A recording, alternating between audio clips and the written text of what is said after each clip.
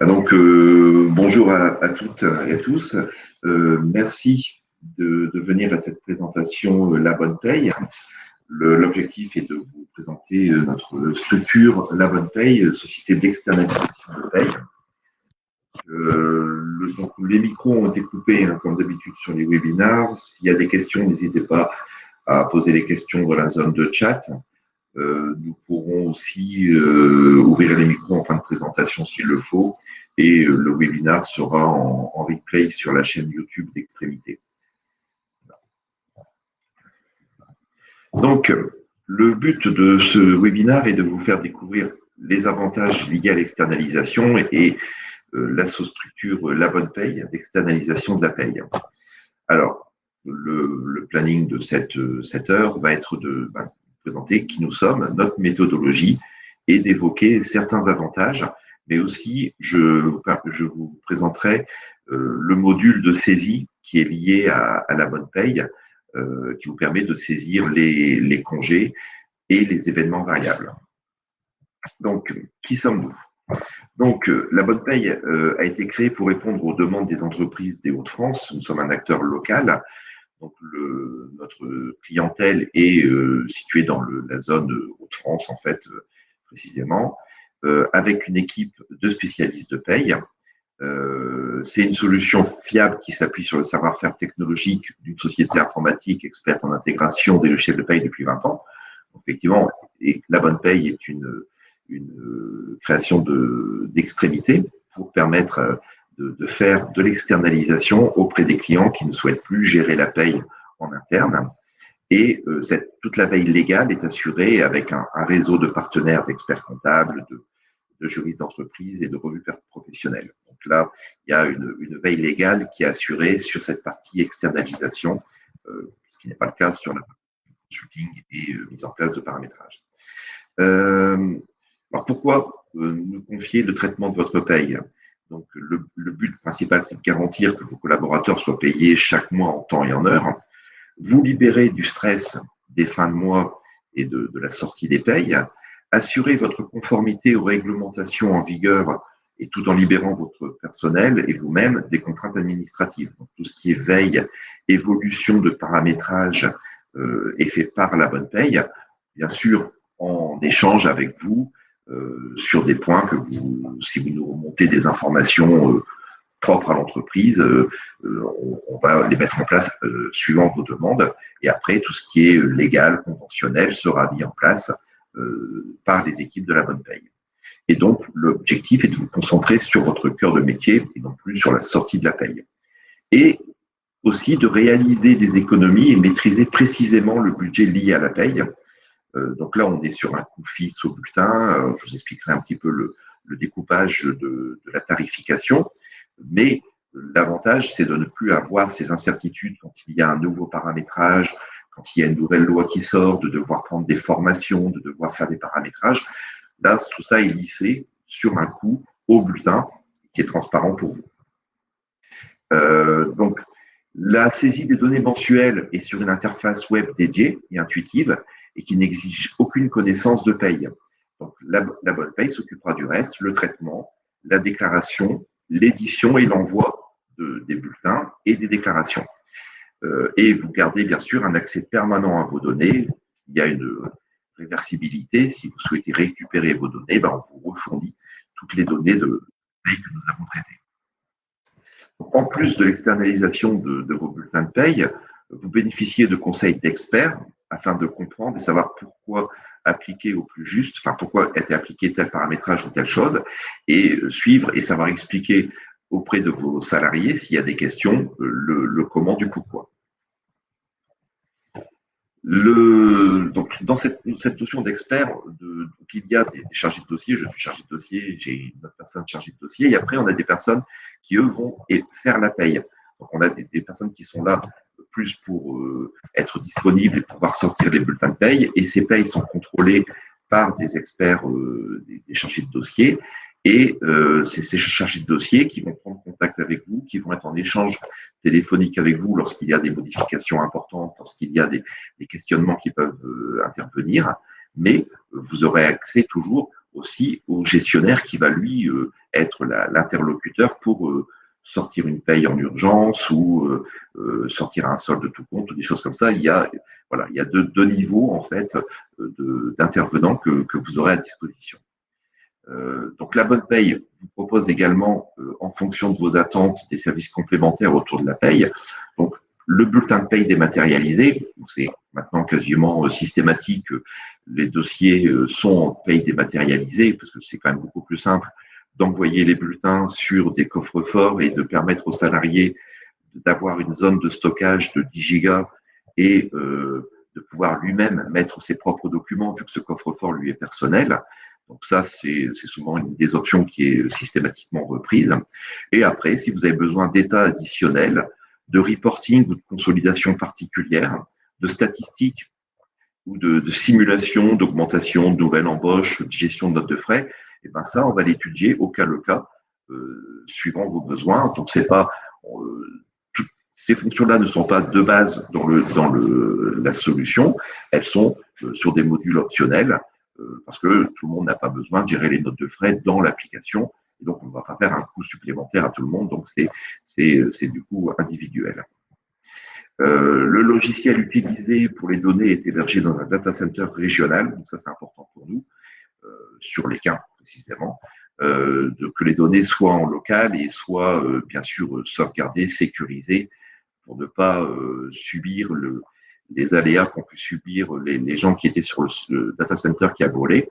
Donc là, nous, tout ça, il y a des redondances d'informations de façon, et bien sûr, sécurisée, de façon à bien être opérationnel et de ne pas risquer de coupure de service.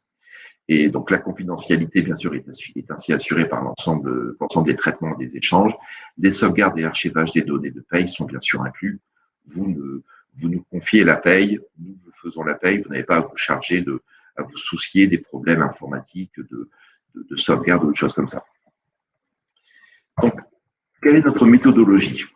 Donc, pour le déploiement d'un nouveau dossier, il va d'abord y avoir la partie mise en place du dossier. Donc, forcément, audit de l'existant, des règles appliquées, des particularités qu'il pourrait y avoir. On va récupérer et transférer vos données de paye dans notre solution. Bien sûr, paramétrer votre paye dans la bonne paye. C'est surtout l'occasion, quand on externalise la paye, de refaire un petit peu une mise à plat d'un paramétrage qui peut être à 10 ans, 15 ans, et qui a des anomalies qui sont survenues par cette accumulation de mise à jour. Donc là, on repart sur un paramétrage neuf et on le teste effectivement et on le vérifie sur 2 payes pour que vous puissiez vous continuer à faire votre paye pendant 2 mois. Et nous, on fait la paye en double pendant 2 mois pour bien s'assurer de la bonne conformité pour une bascule définitive sur la bonne paye. On va créer un masque de saisie pour le transfert de vos données, congés, RTT, maladie, prime. Donc ça, je vais vous le montrer juste après. On met en ligne l'interface web, je vous montre comment ça fonctionne, pour que vous puissiez vous saisir vos éléments variables ou vous faire saisir à différentes personnes. Et on définit bien un rétroplanning. Le but de ce rétroplanning est de connaître à date à quel moment vous nous envoyez les éléments variables, à quel moment nous on les valide, à quel moment on vous les envoie, les payes pour un premier contrôle, que vous ayez un temps de retour suffisant pour nous dire, ben voilà, on a finalement j'ai un salarié qui est arrivé entre-temps ou j'ai telle correction à apporter. Donc voilà, là vous avez un rétroplanning qui sera fixé et on va s'adapter à ce rétroplanning pour que les payes soient sorties en temps et en heure et les déclarations faites en temps et en heure. Le quotidien avec la bonne paye. Donc, nous allons récupérer les données transmises à l'instant T défini de l'interface web La Bonne Paye, intégrer ces données dans notre logiciel pour vous envoyer des bulletins en validation, que vous puissiez avoir votre étape de contrôle. On va échanger pour le contrôle et à chaque étape, bien sûr, il est possible encore d'adapter et de modifier vos données. Si vous vous rendez compte, d'une mauvaise saisie par un collaborateur d'une valeur ou d'un congé qui finalement n'a pas été pris, qu'il faut annuler. Voilà, on a toujours possibilité, tant qu'on n'a pas validé la paye, de faire des corrections. Ensuite, on fait l'édition et on envoie donc, théoriquement les bulletins par courrier aux salariés ou chez vous par coursier ou par email. Et on génère un ordre de paiement de type CEPA pour transmettre à la banque. Donc là, sur cette étape-là, quasiment tout le monde maintenant passe par la dématérialisation des bulletins. Par contre, dans vos structures, peut-être des salariés ne voudront pas du coffre-fort électronique dans un premier temps. Hein, il y a toujours des petites réticences de passer sur une dématérialisation des bulletins. Et donc, dans ce cas-là, nous vous enverrons les bulletins de ceux qui n'ont pas adhéré à la dématérialisation pour que vous puissiez les imprimer et leur donner. Et nos gestionnaires établissent les déclarations des DSN, donc télérèglement possible, sauf si vous souhaitez faire un virement à côté, mais dans la DSN, le télérèglement est embarqué, hein, ainsi que les attestations et DSN événementielles de type Pôle emploi ou Sécurité sociale. Donc, à votre demande, la bonne paye va vous fournir des états standards. Donc, ça, c'est compris dans le package, dans le coût du bulletin, hein, l'OD comptable, voilà, le compteur de RTT de congés payés, des listes pour la médecine du travail, des graphiques d'évolution des âges, certificat de travail, livre de paye, état résumé de cotisation, les synthèses DSN et l'index égalité femmes-hommes si vous êtes concerné. Donc ça, sur l'index égalité femmes-hommes, nous vous fournissons les éléments qui sont dans la paye. Donc, de savoir une salariée qui revient d'un congé maternité a-t-elle été augmentée? Est-ce que les augmentations sont individuelles ou collectives? Par contre, s'il y a des éléments qui sont hors paye, bien sûr, ça, nous ne pouvons pas les traiter. Nous traitons tous les éléments et nous donnons ces indicateurs. Donc, comme on disait, il peut y avoir effectivement des notions d'options possibles. Donc, si vous souhaitez une OD au format informatique pour pouvoir l'intégrer dans votre logiciel, on peut vous paramétrer ça. On peut sortir des états de reporting basés sur de l'analytique. Donc là, forcément, il faudra nous fournir vos affectations analytiques si elles changent, si elles évoluent. Et nous, on pourra vous fournir des états comme ça ou des états de provision de congés payés ou autre état. Là, je laisse votre imagination vous fournir des idées d'états complémentaires que vous souhaiteriez. Donc là, il n'y a pas de souci. Tout ce qui est lié à la paye, nous sommes en mesure de vous le proposer. À vous de bien définir ce que vous souhaitez. Alors, avant d'aller sur les avantages liés à l'externalisation, je vais me permettre de vous montrer l'interface qui est utilisée pour la bonne paye. Voilà. Donc, la bonne paye, nous effectuons notre logiciel, notre paye sur l'outil Sage. Donc, c'est l'outil Sage qui est derrière, en fait, pour la sortie des bulletins de paye. Donc, tout est fait dessus. Et donc, nous nous appuyons sur l'interface web de ce qui s'appelle Sage Espace Employé. Donc, quand on met en place une externalisation de la paye, on va créer cette interface web qui va vous permettre d'avoir, en fait, les salariés de la structure, donc les dossiers salariés pour pouvoir faire des modifications. Si on rentre sur un salarié, vous aurez la possibilité, en allant chercher un salarié, je pense celui-ci, voilà, on va retrouver en fait des informations, les dates de naissance, les catégories, les salaires, la civilité. Si le salarié venait à changer d'adresse, donc là ici on est sur un exemple, hein, forcément c'est pas renseigné, mais vous pouvez par ce biais-là venir nous saisir la nouvelle adresse et on met en place un workflow de validation pour que nous soyons informés que vous avez saisi une nouvelle adresse pour pouvoir l'intégrer dans la paye. On peut même aller jusqu'à imaginer que ce soit le salarié qui ait accès à ça pour modifier l'information. Cette information vous remonte à vous pour que vous puissiez la valider, puis ensuite nous remonte à nous. Donc là, c'est tout un circuit de validation qui est mis en place. Dans le même principe, le salarié, quand il se connecte, il va avoir, alors je vais me connecter en tant qu'un salarié.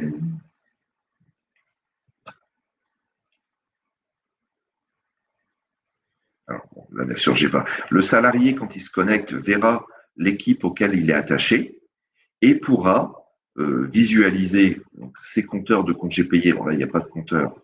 Hop, je me suis mal authentifié. Je vais recommencer. L'effet démo. Je vais me connecter dessus. Mais en fait, le salarié aura accès à un graphique avec ses compteurs de congés payés, de RTT ou de choses particulières et pourra saisir, s'il veut prendre des congés payés, indiquer ici, je prends des congés payés du 10 au 16. Le logiciel va calculer automatiquement. On peut imaginer de lui demander de nous mettre des justificatifs, notamment pour des congés événements familiaux. Vous souhaitez gérer les justificatifs. Donc, on va pouvoir faire saisir aux salariés les congés et ces congés vont suivre un workflow de validation. Donc, vous allez recevoir, vous, alors, on peut multiplier les niveaux de validation. Donc, on peut imaginer que le salarié, ça parte à son responsable et le responsable valide et ça revient à vous en tant que RH, la validation. Et vous, quand vous le validez, ça nous informe, nous, que les congés sont saisis et on pourra les intégrer. Donc, on va pouvoir saisir les absences. Donc, le salarié pourra saisir ses congés, mais vous pourrez saisir des maladies ou des choses comme ça pour que nous puissions générer les DSN événementiels et tout ce qui est lié à l'absence. Donc ça sera l'interface de saisie d'événements variables. Donc si vous êtes déjà équipé d'une gestion des temps pour des badgeages, tout ça, dans ce cas-là, on s'interfacera avec votre gestion des temps et vous ferez en sorte de récupérer les éléments que vous nous fournirez par la gestion des temps. Ça, c'est si vous n'avez pas de gestion des temps ou si vous n'avez pas d'outils qui permettent de gérer proprement tout ce qui est absence, congé, tout ça, on va utiliser ça et nous, ça nous permettra de le récupérer et vous d'avoir un œil à tout moment sur la situation des plannings, des présences et des absences et surtout de valider que les congés payés sont bien saisis. Ensuite, vous allez nous saisir les éléments variables, les primes, les choses un peu particulières. Dans le même principe, suivant les utilisateurs, on aura une fonction de saisie des variables. Donc là, ici, je vais créer mon masque de saisie du mois de mai. Voilà. Donc, extrémité Vincent Dubois. Donc, je peux marquer masque mai 2021. Et je vais appeler, en fait, les événements que j'aurais choisi de rendre disponibles. Donc là, j'ai mis avantages et primes. Sur cela, je n'ai pas d'autre chose. Ça pourrait être des heures supplémentaires, ça peut être des absences que vous ne voulez pas gérer par le planning, mais que vous voulez nous déclarer. Donc, on va définir ensemble les champs que vous allez nous mettre à disposition pour qu'on puisse les importer. Et ici, je suis sur un masque de saisie où je vais pouvoir indiquer un avantage en nature, une prime exceptionnelle. Donc, je saisis en fait mes éléments variables dans ce masque. Je vais pouvoir, juste que je prenne ma souris, voilà.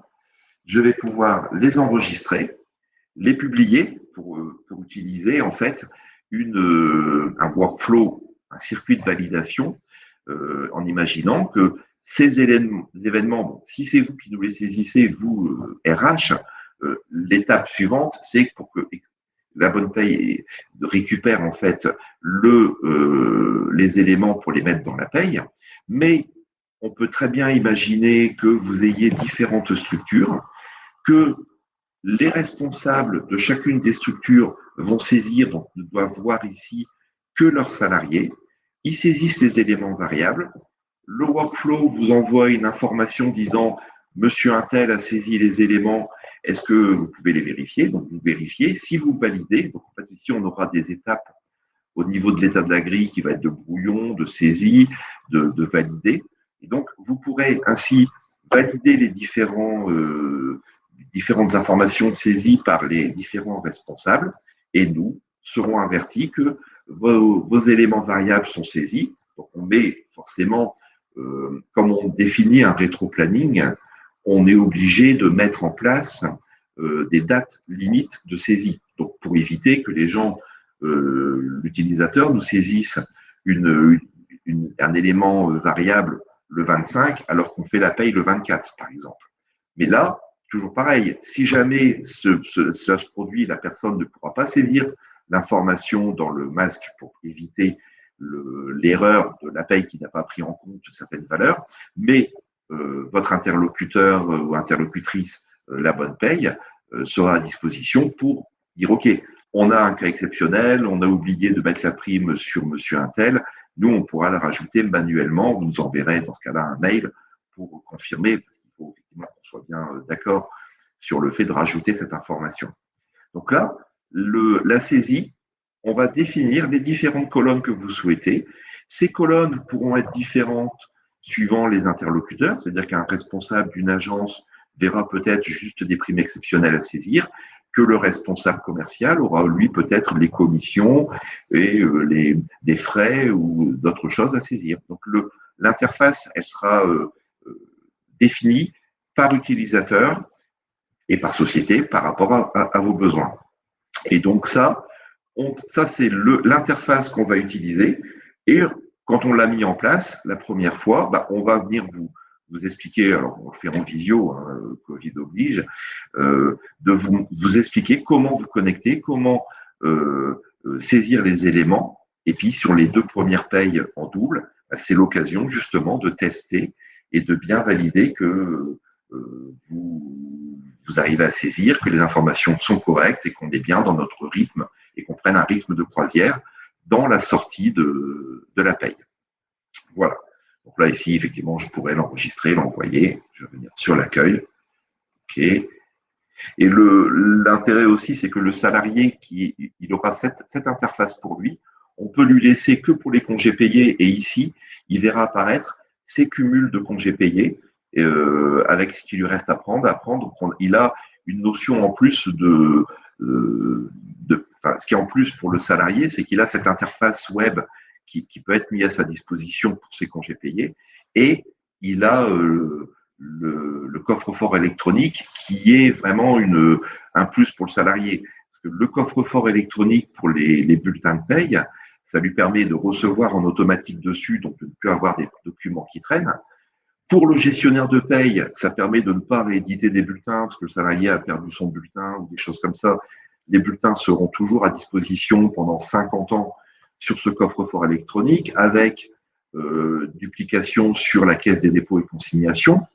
Donc les bulletins sont à disposition et le salarié peut rajouter des documents lui-même en disant voilà, moi je vais mettre ma carte d'identité, mes papiers d'assurance, mes quittances de loyer. Et à un moment donné, s'il doit envoyer des éléments à la banque, ou à la banque ou à une agence pour être caution solidaire ou des choses comme ça, il peut se créer un dossier de partage, dire moi je partage les 3 derniers bulletins et puis ma carte d'identité, je partage ça pour telle adresse mail pendant 10 jours. Et du coup, l'interlocuteur va recevoir un mail disant Monsieur Dupont vous a mis à disposition des documents via PeopleDoc, cliquez sur ce lien pour y accéder et avec un mot de passe qui lui sera fourni pour qu'il puisse consulter les éléments. Et passé ces 10 jours, les documents ne sont plus accessibles et ça évite en fait de devoir réimprimer des documents, de faire des copies de documents. C'est vraiment un plus. C'est je dirais, pour le salarié qui ne fait pas la paye, pour celui qui fait la paye, effectivement, on gagne du temps à passer en externalisation, mais pour le salarié, il a quand même ce petit plus où il va avoir un coffre-fort, un espace pour gérer ses congés. Il peut gérer via une application téléphonique, poser ses congés via le téléphone et regarder ses soldes de compteur. Donc voilà, on entre dans une phase de dématérialisation de la demande et de la restitution de la paye. Et c'est fort apprécié par les salariés qui l'utilisent. Hop, je vais fermer ça. Donc, voilà, le but était de vous montrer cette interface et la simplicité de l'interface et surtout le côté graphique et assez convivial de ce module. Euh, pour revenir sur les avantages de l'externalisation, donc là je ne vais rien inventer, hein, c'est forcément, vous savez tout ça, mais c'est toujours bien de pouvoir le rappeler.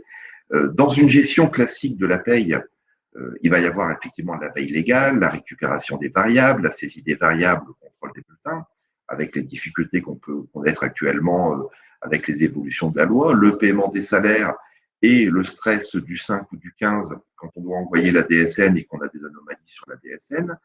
Ensuite, la clôture de la paye, la passation comptable, et puis rapidement revient la récupération des variables et c'est une boucle sans fin qui, tous les mois, nous fait faire la paye. Au-delà de ça, il va falloir gérer les entrées et sorties dans le mois et gérer les arrêts de travail. Pour ça, il faut effectivement un contrat logiciel, un contrat d'assistance télémaintenance, un suivi de l'évolution continue du logiciel, des jours de formation quand on a une nouvelle loi Fillon qui sort, du chômage partiel Covid qui se met en place en milieu d'année comme l'année dernière. Forcément, il y a eu des journées de paramétrage, il y a eu des journées de formation. À cela, il faut gérer un serveur si vous n'êtes pas en externalisé. Donc, gestion du serveur, des sauvegardes, de s'assurer que tout se passe bien et puis faire évoluer le serveur et des contrats sur le serveur. Et donc, on a là fait une estimation en disant, voilà, si aujourd'hui vous consacrez 2 jours, on va dire, on est peut-être plus à une semaine sur des gestions de paye, donc un équivalent de 35 heures, c'est quand même 420 heures de temps homme qui sont nécessaires pour sortir la paye. Donc 420 heures sur lesquelles vous êtes consacré à l'édition et à la sortie des payes. En paye externe, vous aurez à nous transmettre les éléments via les variables de paye. Vous déléguez la réalisation des bulletins. Vous avez quand même un contrôle à effectuer sur les bulletins pour pouvoir justement vous assurer que tout est OK, au moins contrôler déjà que vos éléments envoyés sont bien dedans. Bon, ça, c'est du classique. Maintenant, voilà, on garde toujours un œil sur la paye quand même et s'assurer que la prestation de qualité soit faite dans les délais convenus. Donc ça, effectivement, c'est notre engagement à nous par rapport au rétro-planning de se planifier et quand vous êtes en externalisation, ben, voilà, les points sur lesquels vous avez à intervenir. Vous avez à nous transmettre les entrées et les sorties de salariés avec les éléments, hein, pour qu'on puisse générer la DPAE ou vous la générez vous-même ou on la génère, mais surtout pouvoir créer la fiche, créer les informations nécessaires et la sortie, faire la sortie du salarié, sortir le solde de tout compte, certificat de travail et générer la DSN fin de contrat de travail. Et ensuite, la transmission des arrêts maladie, maternité, paternité, pour qu'on puisse, pareil, générer les DSN. Et pour cela, vous n'avez besoin que d'un contrat d'externalisation. Donc, on installe sur on vous donne l'accès à cette interface web de saisie des éléments, et vous avez juste besoin d'avoir un contrat qui vous permet de sortir les bulletins et d'avoir les bulletins en temps et en heure. Dessus, voilà. Donc, les avantages de l'externalisation, ça vous supprime certaines tâches qui sont quand même chronophages. Ça facilite le traitement de la paye et ça améliore le traitement apporté à la gestion de votre paye et grâce à des collaborateurs spécialisés. Ça assure la réalisation et la gestion des impératifs légaux, DSN, sortie des payes, édition des états, et ça supprime les coûts de renouvellement ce qui lisse en fait les variations de coûts d'une année sur l'autre, donc augmentation des contrats ou nouveaux produits à prendre ou les choses comme ça. Donc là, il y a un coût surtout maîtrisé. Alors, on a voulu faire un petit focus sur un sujet d'actualité qui est le Covid et comparer un petit peu ce qu'il y a eu en coût en interne et en externe. Donc en externe, il y a une augmentation du temps consacré à la paye, hein, forcément, mise en place du chômage partiel, la gestion, la compréhension du principe, un accroissement du stress. Enfin, je ne vais pas vous cacher que tous les gestionnaires de paye que nous rencontrons ont vécu des périodes qui n'ont pas été très agréables sur ces périodes de début de Covid. Le paramétrage du chômage partiel qui, en plus, a évolué au fur et à mesure des mois parce que les textes sortaient. Donc, il fallait que vous soyez au courant et surtout que vous mettiez en place les corrections au fur et à mesure, avec des fois des régularisations des mois précédents. Donc, vous avez aussi suivi des formations et fait de la veille légale, parce que voilà, vous êtes gestionnaire responsable RH et vous devez bien connaître ce qui se passe sur ce niveau-là. Il y a eu des mises à jour logicielles à faire, parce que pour les déclarer, pour avoir les bonnes informations, les modules de déclaration ont évolué, la paye a pu évoluer, et il a fallu aussi faire les déclarations sur le site pour demander le remboursement dans le cadre du chômage partiel. En externalisation, il y a surtout eu la veille légale. Les gens, on leur demandait effectivement de bien être au courant quand même de leurs spécificités, s'ils recevaient des informations, de nous les fournir et d'échanger avec nous là-dessus. Il y a eu juste une hausse du coup liée aux déclarations des salariés, parce qu'effectivement, là, quand on a fait le chômage partiel, dans le package de base, il n'y avait pas le fait d'aller déclarer sur le site du gouvernement les demandes de remboursement. Donc là, il y a eu un coût supplémentaire, mais qui était minime et qui surtout ne nécessitait pas de reparamétrer vos logiciels. Quand il y a eu des régularisations d'un mois sur l'autre, la bonne paye a fait les régularisations pour ses clients parce que le texte évoluait et c'est dans notre fonctionnement, dans notre veille légale que nous sommes en obligation de faire que la paye soit conforme. Donc, il est arrivé que des premières payes sur des informations qui n'étaient pas claires du gouvernement sur la méthode de remboursement ont été régularisées le mois suivant. Et ça, pour l'entreprise, c'était transparent. On a expliqué aux gestionnaires en disant, voilà, le texte a changé, maintenant on doit faire comme ci plutôt que comme ça, pour que s'il y a une question salariée, le salarié puisse être informé sur la modification. Mais il n'y a pas eu tout ce stress et toute cette dépense à la fois d'argent et de temps pour l'entreprise pour être conforme à ça. Voilà, donc là c'est les grandes lignes, donc je vais revenir sur l'écran. Mon écran ici, voilà. Donc voilà pour une présentation des grandes lignes de la bonne paye. Si vous souhaitez, on peut revenir sur certains points, ou si vous avez des questions, n'hésitez pas, il y a la zone de chat pour échanger. Et si vous souhaitez que j'ouvre votre micro, bien sûr, je peux ouvrir le micro pour qu'on échange de vive voix. Donc, je ne sais pas si vous avez des questions, si vous êtes en interrogation. Alors, parmi les personnes connectées, je sais que certaines sont en externalisation sur déjà une structure et c'est peut-être une réflexion pour changer et surtout avoir une interface qui permet de gérer les congés, gérer de façon plus conviviale la communication. Après, pour les autres personnes présentes, je ne sais pas si vous avez des questions, voilà, je suis à votre disposition, n'hésitez pas. Je ne sais pas si vous avez la zone de chat, si vous voulez ouvrir le micro, dites-le moi, hein, je peux l'ouvrir.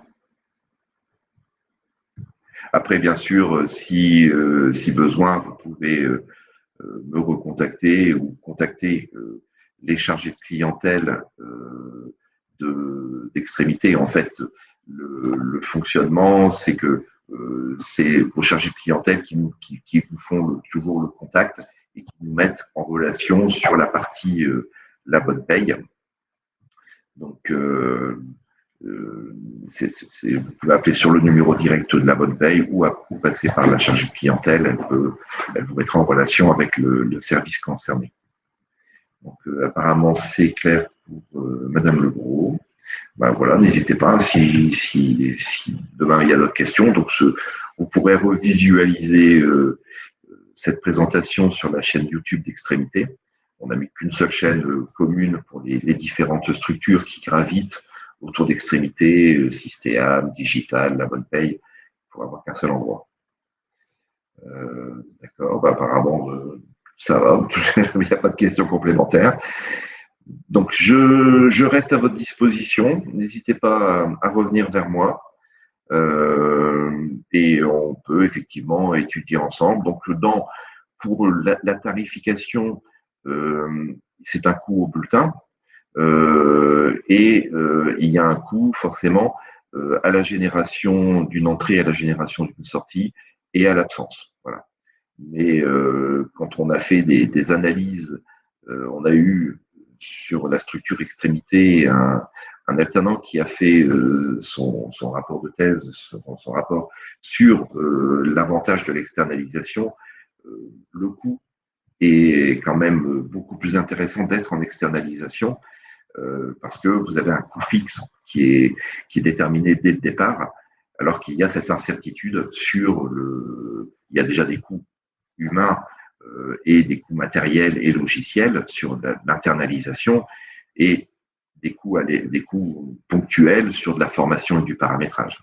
Et surtout, voilà, vous libérez votre stress sur nos collaborateurs. Vous n'avez pas à gérer